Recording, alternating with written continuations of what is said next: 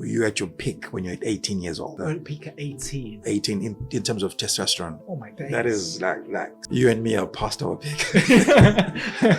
Quite some time ago. So naturally, they say there's like a 1% decline every year of your levels. But most males feel the decline from the age of 30 going onwards. Some of the symptoms of low testosterone is low sex drive, low libido, low drive in life. Let's say you are into fitness, you start experiencing those symptoms. Naturally, you look for someone that can up those hormones. Then what you do, you then use steroids. But the danger or what comes with testosterone is the intention might be, okay, I want to feel like that, but it opens a door to poly drug using. That puts me off straight away, that actually was a risk that I could completely and utterly turn off my natural testosterone.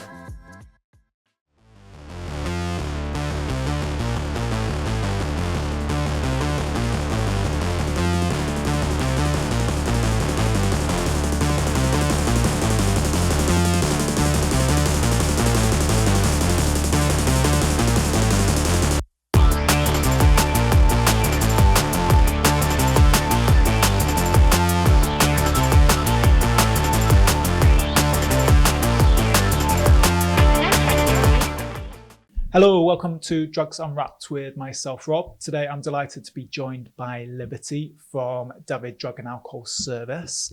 Lib, how are we? You okay? Doing great. Beautiful day, beautiful weather, typical Welsh weather. Yeah. Well, we're down in West Wales today, which I absolutely love West Wales. So amazing. It's a regular holiday destination for us. So True. You're very lucky, I would say. Lib, so yes, obviously you work for DDAS, Dyfed Drug and Alcohol Service. Are you able to just briefly explain a little bit about yourself and also your current role? All right, so I work for barod. So I previously worked for the adult services DDAS as a alcohol and substance worker for a couple of years, and then this project came about that I'm currently doing now. So how it came about, last year we were commissioned to reach out to the IPED community, offering harm reduction, need support in terms of clean works and all that. So how we did it, we ran a pilot from June until December. In this pilot, what we're doing was we were hosting clinics. So these clinics, we're hosting them in the DDAS building, which is this building, Allied House, and also in the community being in the gyms. So we'll go and set up tables in the gym, engage with the service users. What we're trying to do is just to spread awareness of the harm reduction and also signpost them to the Spike on a Bike for clean works. So we had about 4 or 5 clinics. This was across Pembrokeshire and Carmarthenshire. So we had about 4 or 5 clinics, and we had about 82 tests. So what these tests were, we were engaging service users. So during our engagement, what we'll do is we'll firstly do what we call a DBST test, which is testing for BBVs. During that time, we'll then order kits for them. These kits will then measure testosterone in males. So most IPED users use testosterone. So we then use this opportunity to test their natural levels. We partnered with the lab, Medichecks. They offered us kits. So we did 82 tests during June until December. So this showed that there was a great need for this service to be rolled out throughout Dyfed, which is Pembrokeshire, Carmarthenshire, and the Ceredigion. So this gave rise to this role that I'm currently having now, which is an IPED worker. So since Feb, I've been a full-time IPED worker. So yeah, that's a brief history of where we are and where I am. Yeah. Fab. So image and performance enhancing drugs. It's a mouthful, isn't it? It is. So obviously that's what we're focusing on. So this is a topic for me, one I find incredibly confusing. All right. But also huge. It's a huge topic in relation to just IPEDs generally. So if you can, quite simply, Uh, what are IPEDs? What are we talking about? all right. So that's a very good question. So IPEDs, if I was to simplify it, right, it's for lack of not sounding, it's in the name, image performance enhancing drugs. Some countries have them as PEDs, PEDs, performance enhancing drugs. So I think because there's a plural there, drugs, it covers a whole range of drugs, for lack of a better word. They're drugs. But generally, when we talk of IPEDs, we're talking about steroids. And what steroids are. So I'll come back at that. I'll come off at that. So naturally, the male body produces what we call testosterone. This is what's responsible for your male features. That strength, that beard, deepening of the voice, all that. That's responsible for that. So what steroids are? They are a synthetic version that tries to mimic the natural testosterone. So there is a whole range of you have tran, there's a range of products in terms of steroids, but basically they're trying to mimic what testosterone does in the body. Those male features and all that, strength wise and all that. So you find that because the natural body, you're at your peak when you're at 18 years old. That's where you produce the peak at 18. 18 in terms of testosterone. Oh my days. That is like so. You and me are past our peak. Quite some time ago. Well, so naturally, they say there's like a 1% decline every year of your levels, but most males feel the decline from the age of 30 going onwards, depending obviously with genetics and with your lifestyle and all that. So most males start feeling the drop with from 30 going onwards. So you might find some then, if you then start using, let's say for example, you start using testosterone, to supplement, what you're subconsciously trying to do is to up your levels again to feel like that. Because some of the symptoms of low testosterone is, I'll say, for example, low sex drive, low libido, just not feeling, like you want to go to the gym, just not feeling like, it's more of like low drive in life. Yeah. So you find most people, let's say you're into bodybuilding, right? Let's say you are into fitness, you're into performance, and you start experiencing those symptoms. Naturally, you look for something that can up those, those hormones that, then what you do, you then use steroids. So mostly it's to up those symptoms that testosterone naturally does, that you feel, oh, okay, I can lift more, I can do more. But for lack of a better word, the danger or what comes with testosterone is the intention might be, okay, I want to feel like that, but it opens a door to poly drug using. What do I mean by that? All right, so I feel like I'm going to lift more, right?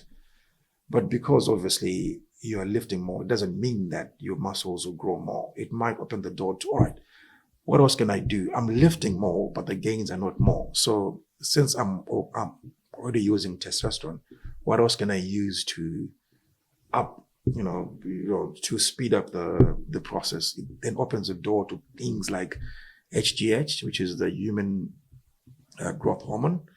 So with HGH, there are also steroids that mimic that. So naturally, what the body does, the body produces the human growth hormone naturally. It's in its prime in your adolescence. That's why I find that kids grow faster, grow faster. And at a certain age, it's like you reach your peak, not growing anymore. So it also, like testosterone, takes a dive, slows down, as you grow older. But people being people, we've managed to mimic that and say, you know what, I want to increase my muscle size. So there is also a synthetic version, where people through then people take that. So naturally what the body does is it produces that. So the brain produces the HGH, human growth hormone. But what it does, it tells the liver to produce a specific hormone also. It's called the IGF-1. This hormone plus the human growth hormone in combination, they then tell your muscles, your tissue to grow. This is the link that causes people then to grow taller, whatnot, muscle size. So what we're doing now as bodybuilders, as people, is trying to mimic that for us to have, okay, I'm working out, I want to gain more muscles. What do? I then take HGH. And when you're doing that, you're trying to gain obviously more biceps and whatnot. The danger with that is, like I was saying, it opens the door for polydrug using. By doing that, there's a danger because you're telling your tissue to grow. You're trying to tell your muscles to grow. It can also, the heart also is a muscle. It can also cause other muscles in the body, other organs in the body to grow, which then causes another side effect, which then causes people to have side effects like heart problems, high cholesterol, high blood pressure, things like that, because you're now causing the heart to work way more than it's supposed to. And also, depending with your frame, I would say not every body type is built to have, bodybuilder. That's why I find, not being stereotypical, I find most people that win marathons, same type, body type. If you take that person and say, go into a bodybuilding competition, naturally they will struggle to get there. They might now need to to take extra things to do that.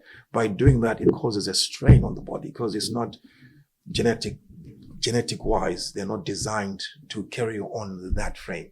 So this then comes on to what I was saying earlier on about doing your blood works, doing all that. So if I see Rob in the gym, Rob looks fit, Rob looks that, but my body type is not that type. I then start taking testosterone to up my motivation, all that to, then I'm not getting those results. I then take HGH to up and I'm causing more risks to my heart, to my body, and all that.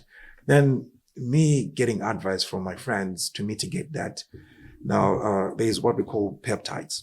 Peptides are more of like your body naturally produces these. These are like amino acids. These are like they help the body in terms of like healing, things like that. But what we've done is we've synthetically managed as people to create these in the lab to specifically target. Let's say there are peptides for like thousands of them. You can take peptides for, let's say I take testosterone. I start having symptoms like, because the other symptoms for side effects for testosterone can be loss of hair. Like if in your genes there's no baldness, you can have baldness. But then what I can then do now is, okay, there's a peptide for that. Because peptides, they are like them, like a genie. Okay. They can do they're peptides to do exactly what you want your body to do. So I can say, all right, I'm having these symptoms.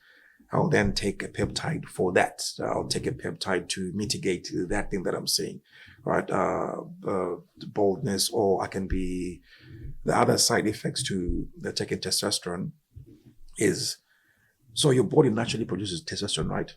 So if it's now too much in the body, right, you are taking steroids and all that. What the body does is it doesn't know what to do with excess testosterone. So through a process called aromatization, what the body does is, all right, I have excess testosterone. I'll then convert this into estrogen. What then that means for males is female-like features, because estrogen is produced by females. So female-like features, because now we have way more than. So this can start showing up on your body, like breast tissues, breast like patterns. So then what do you then do? You then look for a peptide that then mitigates that. So I'm trying to explain the polydrug you're using of just starting off with testosterone. So my intention was just to use testosterone, but now to gain more muscles, I'm now using HGH. For now, because of HGH comes with other things, I'm now mitigating that, taking other peptides. So it opens a door, and I've just taken a snippet of it. There can be way more side effects that people experience, and they try and mitigate, and they use that, which end up, your intention might just be to use one, but you might end up using way more substances than you intended to do.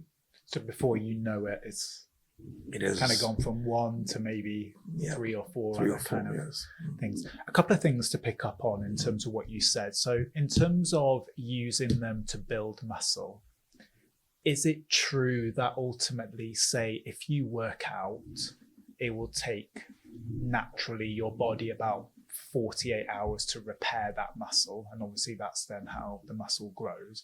Does, whether steroids or human growth hormone, is it a case that it shortens that time period, so therefore it means you can work out more often? Is that part of it, or is that a myth? No, it's part of it, in the sense that you find that what these steroids do, like, what that HGH do, it increases, because like you're saying, right, you work out, right, there's a natural the progression to building, tissue and muscle and all that. So you are right, it speeds up. If you take human growth hormone, it will speed up that process. So as to if you were supposed to take, like, let's say a month, I'm just throwing out numbers there, it can take you maybe, let's say, 2 weeks to a week, what you would have done in a month, because you're speeding up. So that healing and all that process is now sped up. So yes, to an extent, you are correct with that. It does do that. The other thing then, in terms of testosterone, again, I don't know whether this is true or a myth, it's just stuff I've kind of heard over the years, is that one of the risks is that actually, if you start putting more and more synthetic testosterone in your body, there's the risk that actually naturally you turn it off. So therefore, when you stop using steroids or human growth hormone, that actually your body has now stopped its own natural production of testosterone. So like you said, if you're potentially got low testosterone levels, you're then starting to use some form of IPED to boost your testosterone levels, to help maybe, with your sex drive or your libido, that actually in the longer term, it could reduce that, because you've stopped using the IPED, but now you actually have no or even less testosterone. Is that true? Because for me, like, I've never used any form of IPEDs, but just hearing that and believing it, I'm very gullible. I'll believe anything. But that puts me off straight away. That actually, there's a risk that I could completely and utterly turn off my natural testosterone. You're very 100% correct. So what the body does is, once you start taking testosterone, let's say you're taking, for example, T300, right, testosterone 300, right, you are taking that, let's say you're taking X amount per week. What the body then does is, why am I producing when that thing is in the body already? It naturally stops producing. It reduces to a very, we can actually call it stop, because it is reduced to a very red level, so it stops. So the longer you do that, then it can affect you in the long run, because when you stop, then without doing it the right way, your body won't know we have stopped. So what people then normally do is they use IPEDs, right? Depending with your goal. Let's say you want to look good for summer, right? In the summer, and it's Jan. You can say, it's Feb, and you would say, all right, I'll go on a cycle. So what a cycle is, it's you using IPEDs for a defined period. Say typically it's from 6 to 12 weeks. So you can say it's 6 weeks. My intention is to get to XYZ. So I'm going to take testosterone. I'm going to take this. I'm going to take that. I'm going to take that. So what we normally advocate for, encourages, before you even start on the cycle, get your bloods done, because you can't improve what you have not measured. You can't improve based on looks because you don't know exactly. That's now secondary. It's now your body responding to. So get your bloods done. If you're going to do it, then do it knowing these are my natural levels. This will help you now after your cycle, you have stopped. This will help you now when you're doing your bloods again post cycle. Okay, I was on X. All right, so my natural levels have dropped. All right, so now I'm on Z, which means I've dropped, let's say, X amount. So you know at the back of your head that, okay, I was there, so I need to work towards to get there. But there is what we call post-cycle therapy. This is now where you actually use also, you can get this normally, I think it would be best to do it via GP, because what they'll then do is, there are labs that help you do that. They'll do your bloods. Then, okay, this is where you are. This is how we get you back to your natural levels. So we advocate for people to go on a PCT afterwards. There are obviously things you can buy online to help you with your PCT, but because there's so much involved, and depending with the substance that you have taken, they could have been damage to your internal organs, but you don't know. I'll give you an example. I was some of the results I've seen on paper, the blood work can come out good, but let's say your heart has been aged more than your natural age, or your kidneys, or your liver. So with testosterone, people can take it in 3 forms. There is the injection, there's the creams, then there's the pills. We advocate for injections because it's the safer method. With the pills, it has to bypass, obviously, the kidneys and the liver, which can cause a significant harm to your liver in the long run. So we advocate for people to inject because it's safer. So let's say you're taking pills, right? You're taking pills in the 6-week cycle. So doing a full blood work helps you afterwards to say, all right, where am I? Comparing that with the pre-blood work that you did, pre-cycle blood work you did, we can then compare to say, okay, is everything okay? Because just banking on, let's say, just doing checking on your test levels, they might have dropped by maybe, let's say, X points, and you work towards that. But there might be other things internal that have been affected. So we advocate for people to do pre-blood work and post-blood work to help them know, okay, I've dropped so much, I need to get back so much. So you find that for, like I was explaining earlier on about the guys who have the guys who have come, or who come to our clinics who used steroids before, who now have very low numbers. You find that for some, because the numbers are so low, we don't advocate to do that 4-week challenge that we do. Rather go on what we signpost them to the GP or private clinics to do what we call TRT. So it's called testosterone replacement therapy. So this is where now you're working with the GP or with the clinic. They try and prescribe to you, to say, all right, let's get you into a healthy level. They prescribe testosterone for you. It can be prescribed X amount per week. You take that. Normally, you take that until, depending with your levels. Some, it can be for life. Some, they can get to a point where they come off it. Obviously, the GP will then advise you the safest way to come off it. But those are the benefits of doing blood works. Those are the benefits of coming to a clinic like ours, because we then engage in conversations that you would have never engaged with your peers to say, all right, have you tried this? Have you heard of that? Have you tried that? do this for free. Let's see what comes out. Let's see that. And some of the trends we're seeing is most people that self-prescribe, I'm feeling low, that's why I'm taking X amount. They arrive at that amount based on what they've seen on podcasts, what they've read on, what they've seen on TikTok, but they've never done blood work. When we do blood works with them, they realize I'm taking way more than I'm supposed to be taking.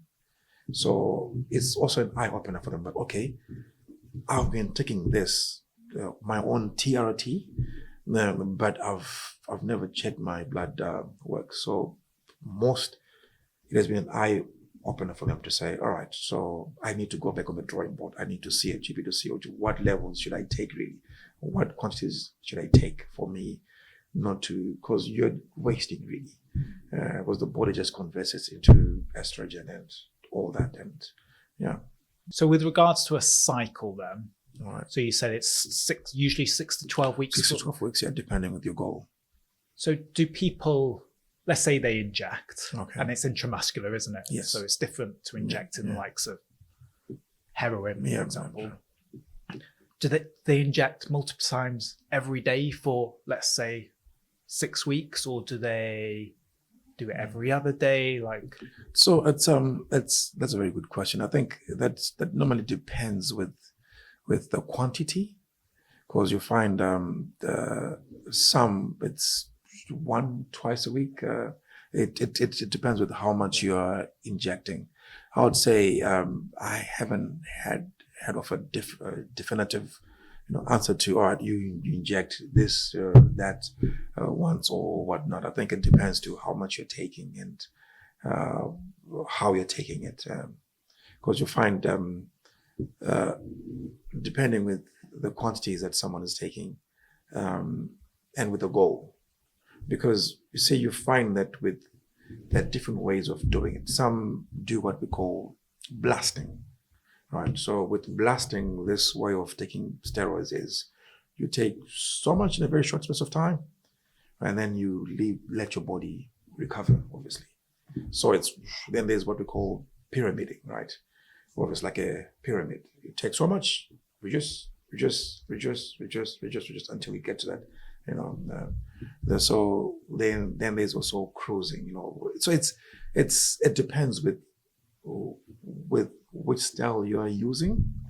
If you're blasting, obviously you will take so much in a very short space of time, which means your frequency might be more because you want to get to a specific goal in a very short space of time. If you're pyramiding, it might mean that, whichever one you take first, you might take more of that and less and less and less and less. So it depends with which way you are taking them. so they've done their cycle, then they do their post cycle. All right. How long should people then leave it and do nothing before maybe going back to doing another cycle? Is there general guidelines to that, or do people do a cycle, post cycle, and then they just go back doing it again? That depends on someone's goal, honestly. Because generally when people do their blood works and they find that, okay, they're all in the clear, some can wait. And I'm going to wait maybe until, maybe maybe your goal is to, gain maybe whatever, bench press more, look bigger. If you feel like, okay, I need to go back again because I think I'm losing the edge post cycle, you might wait for that time, or you feel like you need to go again because you've reached your goal. If you're into fitness, bodybuilding and whatnot, maybe until the next competition. So it depends with your goal, really. There's no clear to say, wait, because if there's no need, you might not need to go until the need arises again. Yeah. I guess, do you find now, obviously you're new in your role and the role in itself is new, but do you anticipate obviously the summer being busier now in terms of, say, maybe compared to the winter because of that whole idea that people need to get beach ready, so to speak? I think all of us fall victim to the summer, really, even I. So, Yeah. I mean, I can imagine then if you have access to such things, obviously, if it can aid you, it will. Because I'm also trying to get my summer body ready, which will take more than the summer, but the trends I've seen, it's okay. For example, it's normally it's what's trending. You find currently now there's a trend where young ones that are currently going through adolescence, they are taking steroids, they're taking testosterone, and that's being fueled by obviously bro signs and trends, and so it's more of like it's got a domino effect.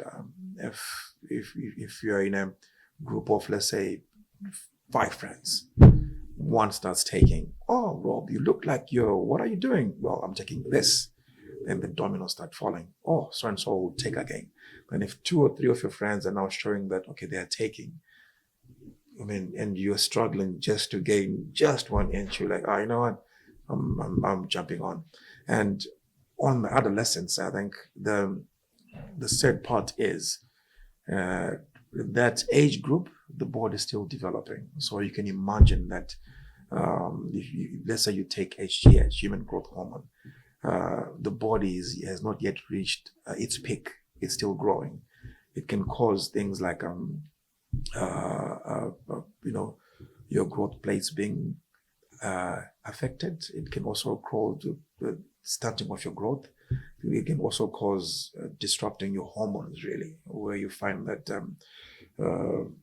people are now more, because you've disrupted that, things like when you now get into your maturity, things like, because you won't know exactly what your sex drive is per se, because there's no baseline to your natural baseline, because you have disrupted it already. Things that, so there are many effects that can affect, many side effects that can affect kids and adolescents, because you don't know if you've reached your, maturity as yet, and now you are starting that process. So you're disrupting the natural flow of it, which can cause stunting of your growth. But what we're seeing is the biggest, to your question about having goals like the summer, the biggest mover is the trends.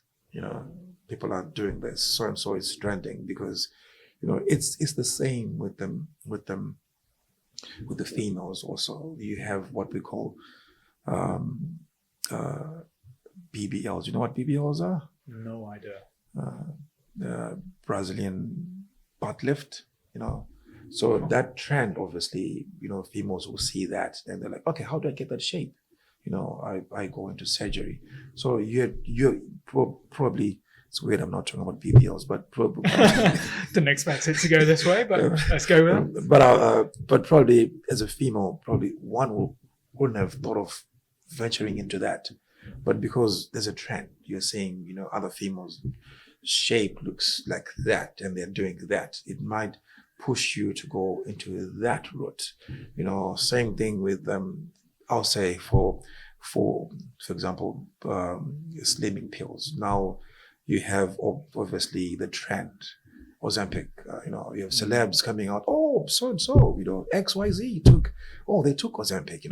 And there's a trend to that. So the biggest driver that I've seen, or bigger than the seasonal changes, is trends, social media, and obviously bro influence.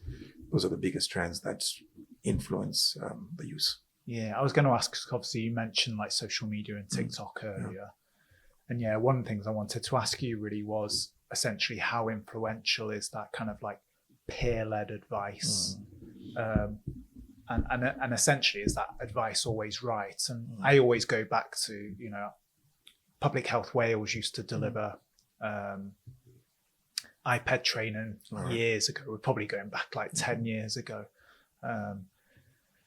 And I always remember one video that they showed was a guy that was very well built. He's But his advice was literally to inject anywhere and everywhere in the body. And obviously, as part of that, it was kind of like, well, you shouldn't do that. But people would see that individual as being somebody who is very well built, so therefore must know what he's doing and what he's talking about. True.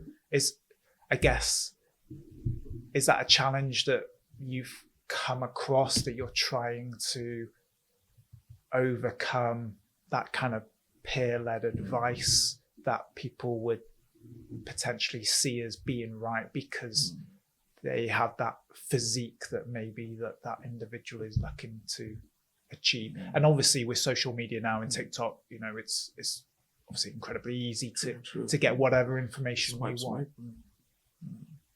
True. I think you hit spot on there that the bro science, the peer-led advice tops it all. I think there is social media, but there's a peer-led, because peer-led tops it all. Because if you think of it, if you and I are friends and we talk a lot, what I say sticks more than what you. So that, especially in the adolescence age group, that sticks way more. Because now, if you think of it, I've been going to the same gym for, let's say, 5 years, and I've been seeing the same guy for 5 years. So my friends, who, let's say, we're in the same age group, we approach the guy because we're in the same gym. Bro, I've been trying to get biceps like yours, whatnot. Oh yeah, no, I take XYZ. His advice is gonna stick more because I see him every day, and he's not sick. He doesn't have any side effects. So that tops. That you don't know of. Good point. Yep. Good point. Yeah. That are visible, that you don't know, that is sharing. So that has been the biggest block that we see when we give harm reduction. That people be like, oh yeah. I know. I've done my research.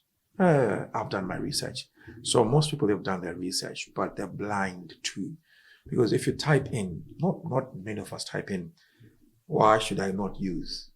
It's why should I use? How can I get? How can I have? How can I? Rarely do we say, all right, you're blind to the negatives of whatever you want to do. If you're looking for a car, okay, I'm looking for, let's say, BMW. Oh, it's fast, it's whatnot. Yeah, it does have this problem, that problem, but that's a very good car. You're blind to that even in your research. So the peer-led advisors, what we've seen, that is the biggest block we're facing when we're trying to give harm reduction. But the interesting thing is, for those in the post, those that have seen the results showing that their testosterone levels naturally are very low, they're more receptive to the harm reduction because there's evidence in front of them that, all right, yeah, that can happen. That did happen. That is happening. They're more receptive as to, all right, how do I get to that? But for the guy who's 18, who's jacked and who's thinking, yeah, not me, because I'm taking a peptide to mitigate that. I'm taking that to mitigate. Oh yeah, so and so has been doing it for 5 years. He hasn't, said any there's a side effect. That there's a wall. But we are hoping that what we've seen, the walls slowly break down. The more we engage. It might be one thing, maybe your testosterone levels coming lower than you expected. That can also open the door for someone to be receptive to. But we are going against them. We're trying to fight against bro science and social media influence. And like I was saying earlier on, that most people, when they put out podcasts, right? Because we are putting on a podcast right now that is tailor-made for harm reduction, right?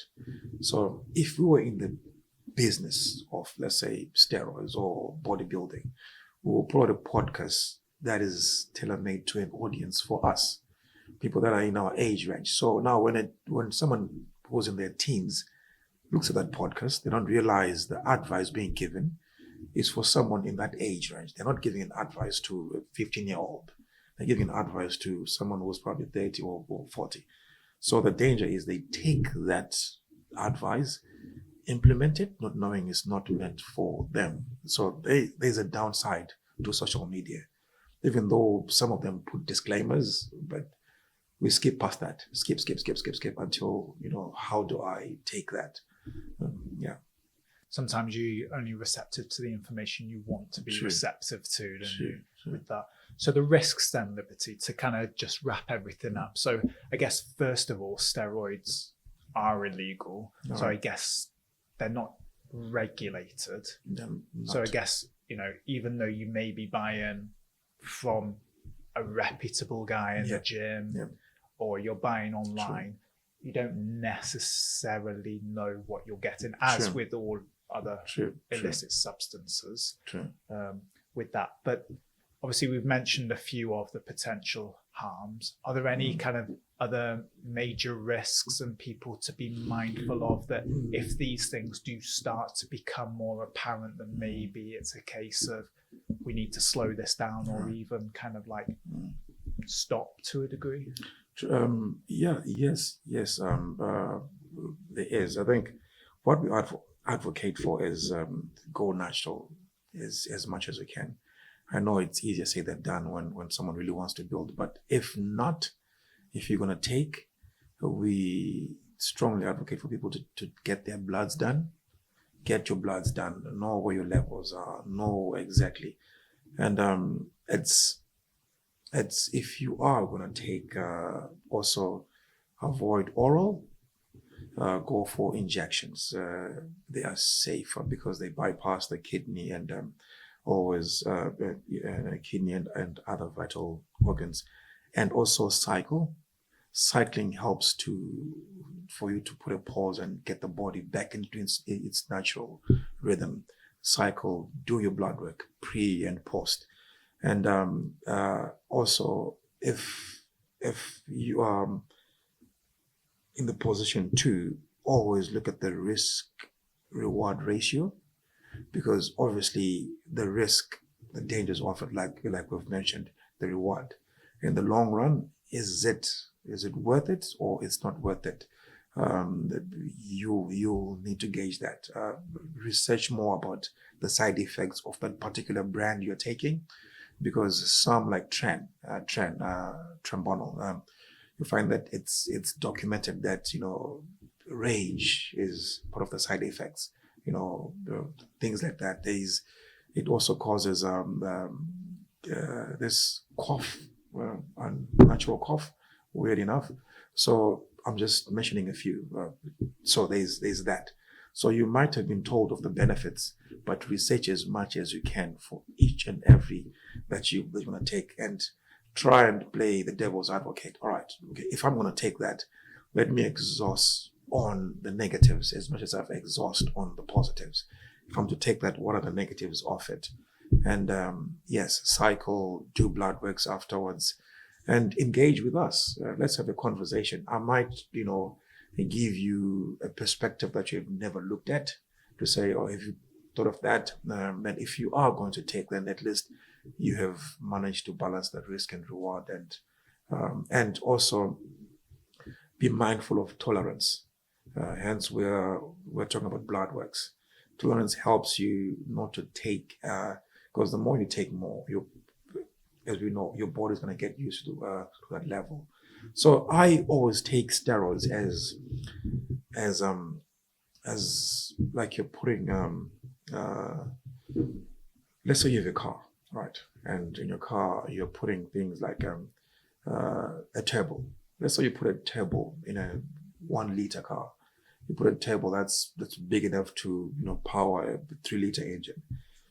You will get the benefits. The car will move fast. But if you look at the internal parts of the car, they probably would have been wrecked, because the tire size, the whatnot, the engine size is not meant for that.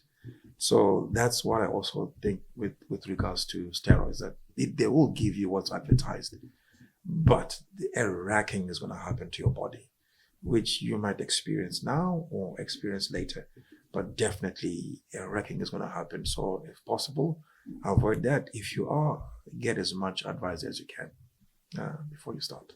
Fascinating stuff. Yeah, Thank you. It's a massive topic. It's actually made things so much clearer for myself just All right. listening to you for the last half an hour or so. Lib, thank you very much. Thank you for the time, Rob. No worries. And to everyone else, we will see you soon. Bye-bye. Cheers. If you have been affected by any of the issues discussed in today's podcast, please reach out. Barod have a free and confidential live web chat service that is available 7 days a week on our website at barod.cymru, where you can chat to a trained support worker. Alternatively, you can contact Wales's National Drug and Alcohol Helpline Dan 24/7, either by calling 0808 808 2234 or text Dan to 81066.